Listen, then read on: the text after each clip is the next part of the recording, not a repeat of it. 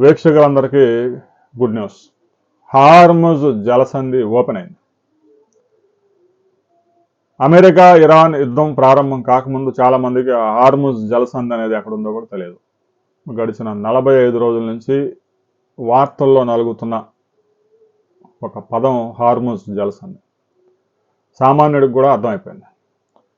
ఒక్క జలసంధి మూసివేస్తే ప్రపంచ దేశాలు ఇంతలా వెలవెల్లాడడం చరిత్రలో ఇదే మొదటిసారి. ఎందుకంటే ప్రతి దేశంలో వాహనాలు పెరిగిపోయాయి.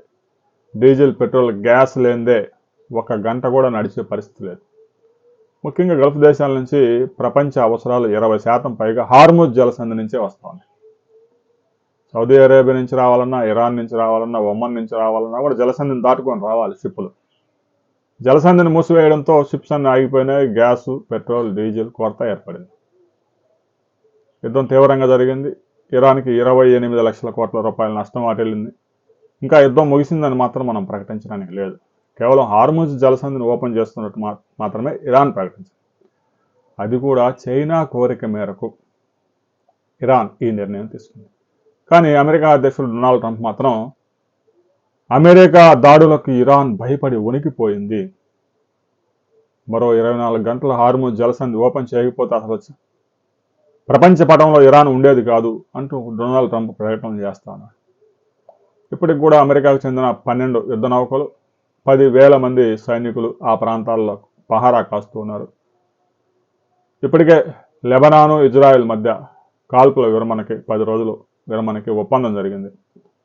ఆ ఒప్పందం కారణంగా మేము హార్ముజ్ జలసంధి ఓపెన్ చేస్తూ ఉన్నాము అని ఇరాన్ ప్రకటించినా అసలు కారణం మాత్రం అది కాదు.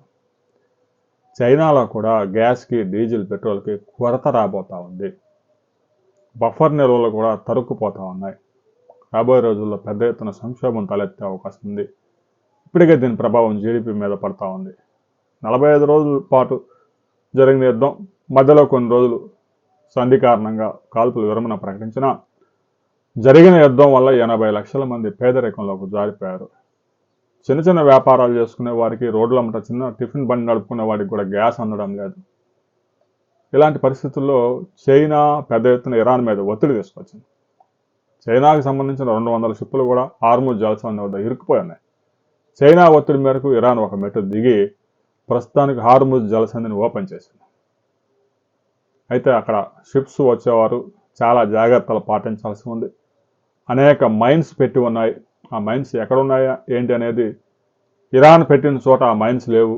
ఆ నీటి ప్రవాహాలకి కొట్టుకుపోయాయి.